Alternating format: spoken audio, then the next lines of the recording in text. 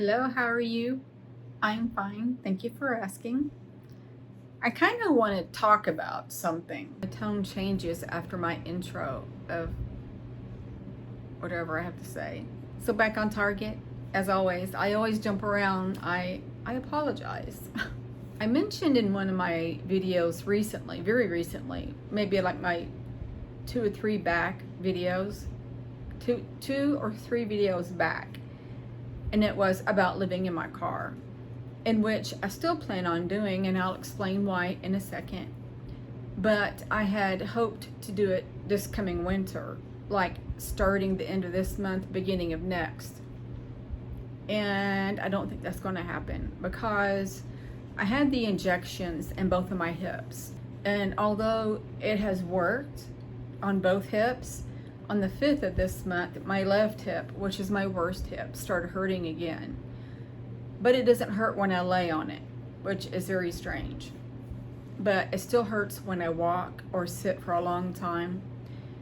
And I was thinking, well, just maybe I can just push it until next summer. I don't think it's going to work because it's wearing off already. I only get the injections once every 3 months. I don't really want to be in pain for 2 whole months. It wasn't that long after the injections that it started hurting. I don't want to be living in my car in pain or right after surgery. Can you see me getting in my car and trying to do things in and out of my car while I'm living in it? It would be very, very complicated. I see my surgeon on the 20th. I'm pretty sure he'll say we have to have surgery, because usually in the past, with my history, when the injections don't work or they wear off minimally or they wear off very fast, it usually means that surgery is needed. My plan is, I'm sure he'll say that. If he doesn't say surgery, I will be shocked, very, very shocked. But then I will move downstairs and heal while I'm down there from surgery, wait for summer once again, and then once winter comes around, I will start living in my car to save money, to buy land, and possibly start building a very small home. I was thinking today that when I do that, after I get the land, I plan on either getting a camper that is destroyed and using the frame on the bottom that holds the camper up, using that and building me a small home, and then kind of building off of that. Or getting one of these, what they call, that you've seen them, the sheds that you can live in. I'm just calling it a shed. They make them now of a shell of a very small home. I thought of that also, putting one of those on my land. But the problem with that is I will be making payments on those while I'm trying to build on the inside. That would be a problem. Yeah, I just wanted to say I will probably have surgery. Here lately, because it's been hurting, here lately I've been thinking, I can do this. I can push it through this winter, start my house and all that, and then go from there and then have surgery. But no, I was in Walmart today and I was walking and I was having these jolts, sharp jolts, like electrical shock from my hip to my lower left side of my back. I had to go check on something. I had to go price something and look at it, and I was hurting. And I remember thinking, oh, just forget it, let's just go. And I made myself go and look, and it was on the other side of the store. Walking to the front to check out was extremely uncomfortable. And all I could think about is I cannot wait to sit down. So yeah, I have to have surgery. I can't push it back. Okay, now the point of me living in my car. I've had one person, maybe two, I think of, who said, get a second job if you can't afford your living, and that way I can, and then I'll have extra money to do what I want. That's really not the point. There's 2 points where I would say no to that.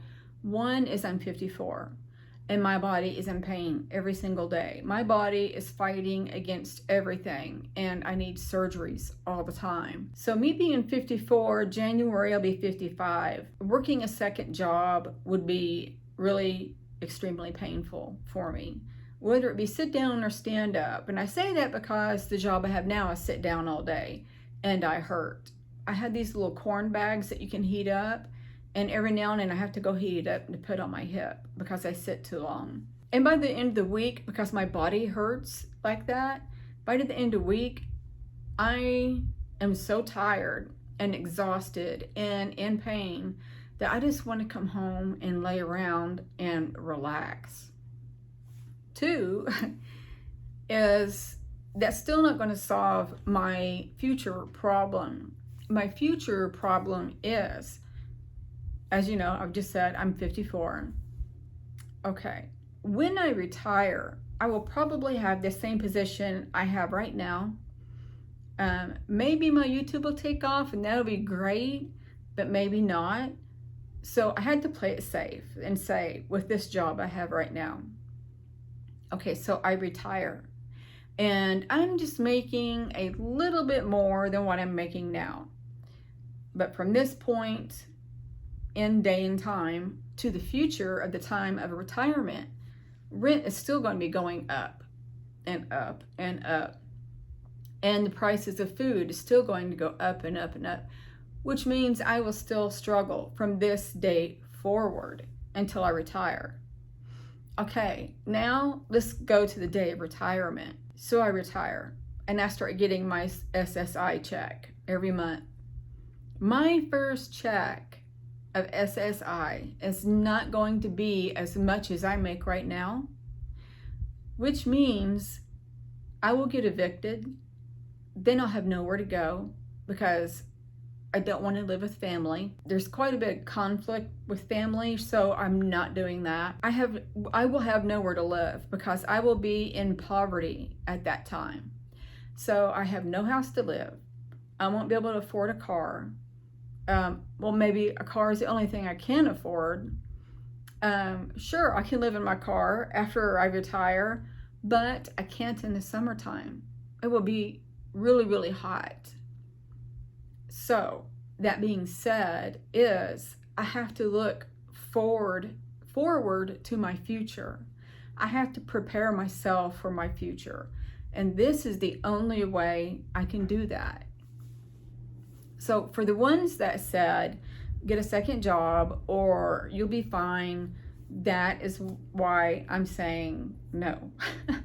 Because it's not going to work. There are several one-person homes, how do I say that?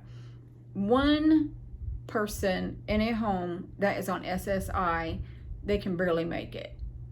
Unless they own their home. Then they have it a little bit easier.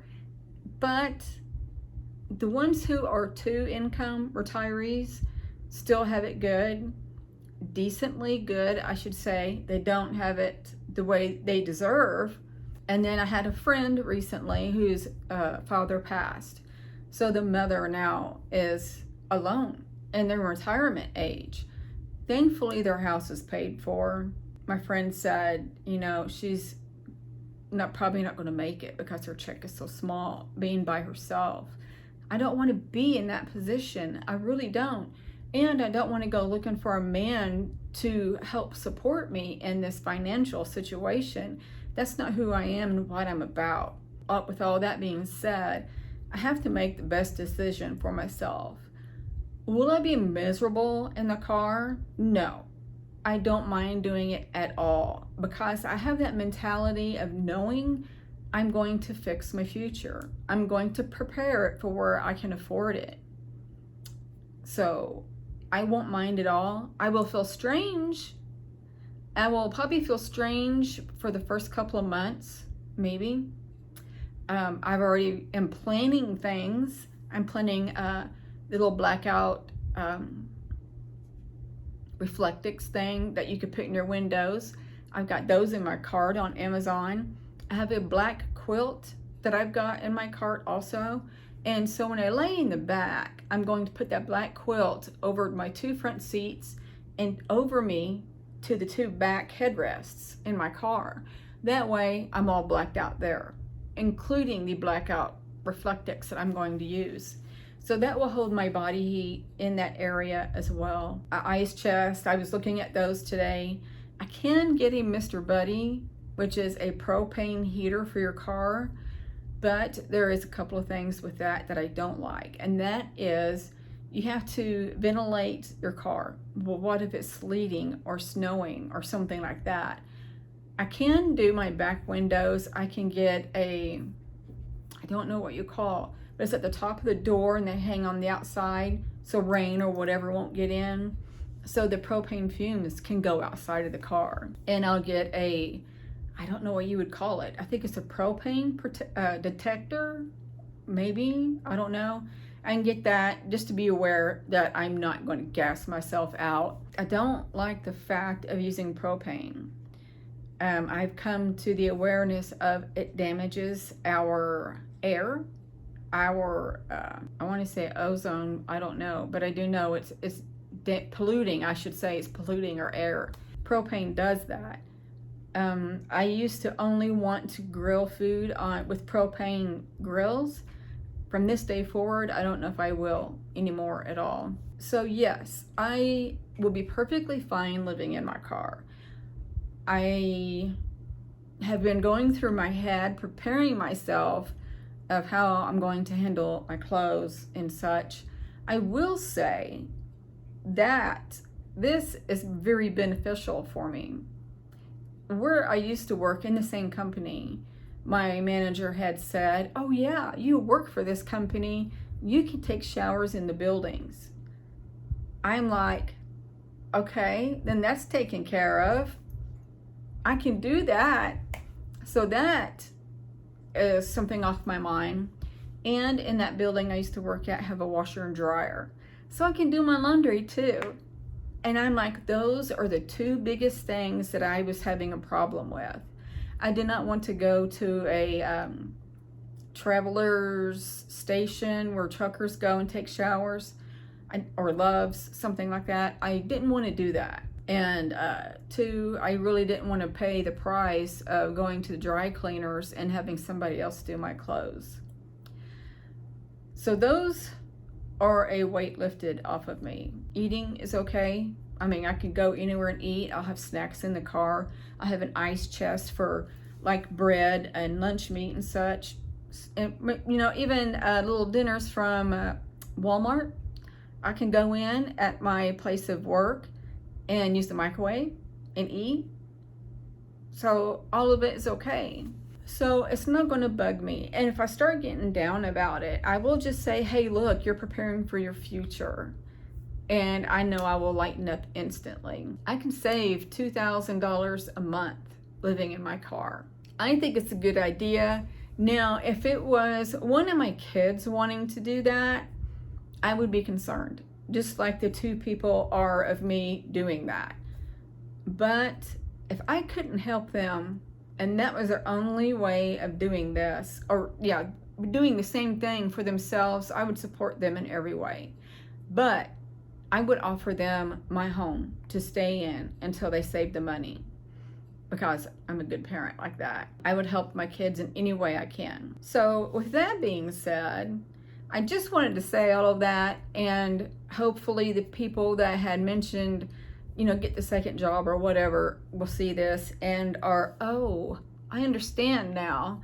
I hope they feel that way. I am going to end this here. I love you guys tremendously, and I'm going to send you all love, light, and peace. Bye.